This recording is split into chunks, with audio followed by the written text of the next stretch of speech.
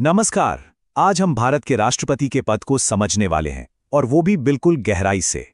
हमारा फोकस रहेगा संविधान के अनुच्छेद 52 से लेकर 62 तक। एक एक अनुच्छेद को बारीकी से देखेंगे।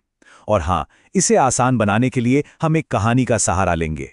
एक ऐसी कहानी जो ये सारे जटिल अनुच्छेद कॉम्पिटिटिव एग्जाम्स के लिए हमेशा के लिए याद करवा देगी। तो चलिए शुरू किया जाए।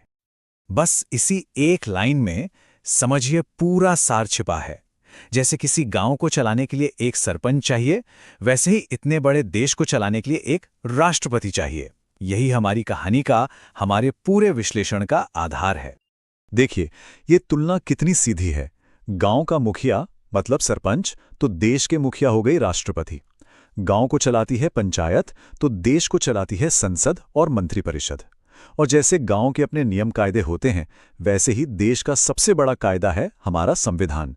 इसी फ्रेमवर्क को दिमाग में रखकर आगे बढ़ते हैं। तो ये रहा हमारा आज का रोड मैप। सबसे पहले राष्ट्रपति पद का परिचय, फिर चुनाव और कार्यकाल की बात होगी। उसके बाद देखेंगे कि इस पद के लिए क्या योग्यता और शर्तें हैं, उन्हें पद से हटाने की प्रक्रिया क्या है, और आखिर में उनकी शक्तियां क्या हैं।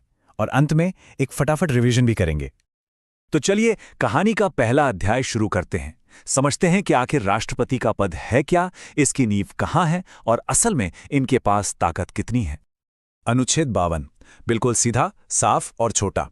भारत का एक राष्ट्रपति होगा, मतलब ये पद वैकल्पिक नहीं है, ये अनिवार्य है। ठीक वैसे ही जैसे गांव के लोग कहते हैं कि अरे भाई, गांव है तो एक सरपंच तो होना ही चाहिए। बस संविधान ने यही बात देश के लिए कह दी। अब यहां आता है एक बहुत ही दिलचस्प मोड़। अनुच्छेद 53 कहता है कि देश की सारी कार्यपालिका शक्ति, मतलब एग्जीक्यूटिव पावर, राष्ट्रपति के पास होगी। लेकिन यहां एक लेकिन है। असल में वो इस शक्ति का इस्तेमाल खुद नहीं करते। हमारी कहानी में सरपंच के नाम पर सारे काम होते हैं, पर असली काम कौन करता है? पंचायत और सचिव। ठीक वैसे ही राष्ट्रपति अपनी शक्तियों का प्रयोग प्रधानमंत्री और मंत्रिपरिषद की सलाह पर ही करते हैं। और ये सिर्फ कहने की बात नहीं है।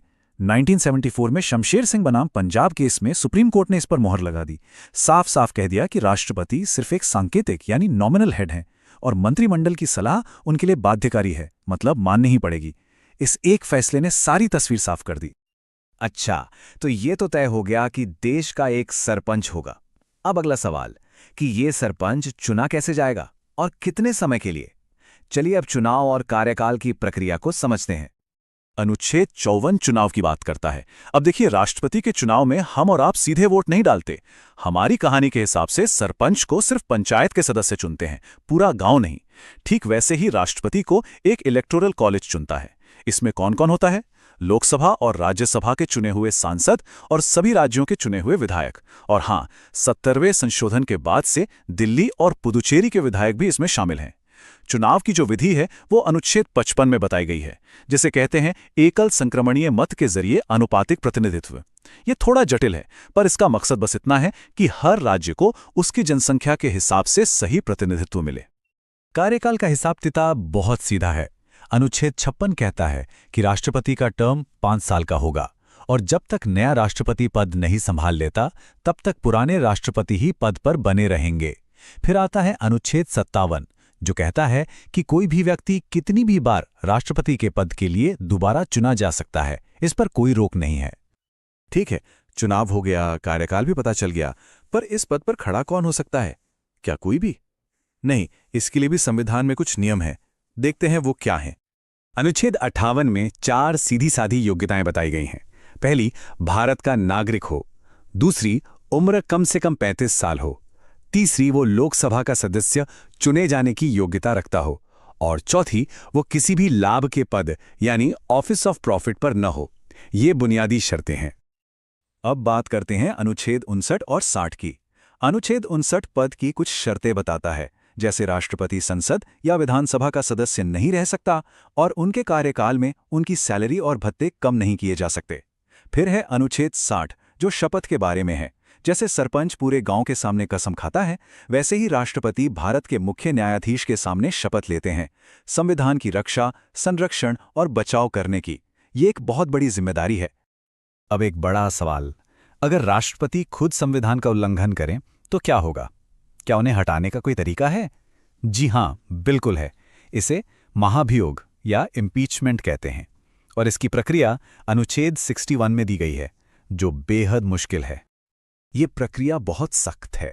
इसे संसद का कोई भी सदन शुरू कर सकता है, लेकिन इसके लिए कम से कम 1/4 सदस्यों के हस्ताक्षर चाहिए। फिर राष्ट्रपति को 14 दिन का नोटिस दिया जाता है। इसके बाद अगर वो सदन कुल सदस्यों के 2/3 बहुमत से प्रस्ताव पास कर दे तो मामला दूसरे सदन में जाता है।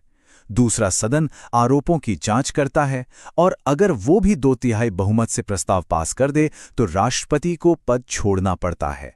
ये प्रक्रिया इतनी कठिन है कि आज तक भारत में किसी भी राष्ट्रपति पर महाभियोग सफल नहीं हुआ है। चलिए, अब हम लगभग आखिर में आ गए हैं। अब देखते हैं कि अगर राष्ट्रपति का पद अचानक खाली हो जाए तो क्या होता है, और फिर उनकी शक्तियों पर एक नजर डालेंगे। अनुच्छेद 62 इस स्थिति के लिए रास्ता दिखाता है। अगर राष्ट्रपति की मृत्यु हो जाए, वो इस्तीफा दे दें या महाभियोग से हटा दिए जाएं, तो पद खाली हो जाता है। ऐसे में संविधान कहता है कि 6 महीने के अंदर अंदर नए चुनाव हो जाने चाहिए, और इस बीच उपराष्ट्रपति ही राष्ट्रपति का काम संभालते हैं। व्यवस्था में कोई खालीपन नहीं छोड़ा गया है। भले ही राष्ट्रपति सांकेतिक प्रमुख हैं, पर उनकी शक्तियां बहुत हैं। देखिए, प्रधानमंत्री से लेकर सुप्रीम कोर्ट के जज तक की नियुक्ति वही करते हैं। तीनों सेनाओं के सुप्रीम कमांडर वही होते हैं। कोई भी बिल उनकी मंजूरी के बिना कानून नहीं बन सकता। उनके पास सजा माफ करने की शक्ति है, यहां तक कि मौत की सजा भी। और सबसे बड़ी बात, देश में इमरजेंसी लगाने की शक्ति भी उन्हीं के पास है। तो आम समय में भले ही वो नाम मात्र के मुखिया हों, पर संकट के समय में उनकी भूमिका सबसे अहम हो जाती है। तो चलिए, अब तक जो भी हमने समझा उसे एक बार फटाफट रिवाइज कर लेते हैं। ये हिस्सा खास तौर पर परीक्षा की तैयारी करने वालों के लिए बहुत जरूरी है। ये रही एक क्विक रिवीजन टेबल। अनुच्छेद 52 से 62 तक कौन सा अनुच्छेद किस बारे में है, सब एक जगह। इसमें अनुच्छेद 54 में 70वां संशोधन और अनुच्छेद 60 में 42वां संशोधन, ये 2 बातें खास तौर पर ध्यान रखने वाली हैं। इसका एक स्क्रीनशॉट लेकर रख सकते हैं, बहुत काम आएगा। तो हम आपको इसी सवाल के साथ छोड़कर जाते हैं, भारत के राष्ट्रपति की भूमिका असल में है क्या? एक तरफ तो वो मंत्रिपरिषद की सलाह मानने को मजबूर एक नाम मात्र के मुखिया हैं, लेकिन दूसरी तरफ देश में आपातकाल लगाने जैसी अपार शक्तियां भी उन्हीं के पास हैं। तो सोचिए, राष्ट्रपति का पद क्या है? सिर्फ एक रबर स्टैंप या फिर संकट के समय में देश का सबसे बड़ा रक्षक? इस पर विचार जरूर कीजिएगा।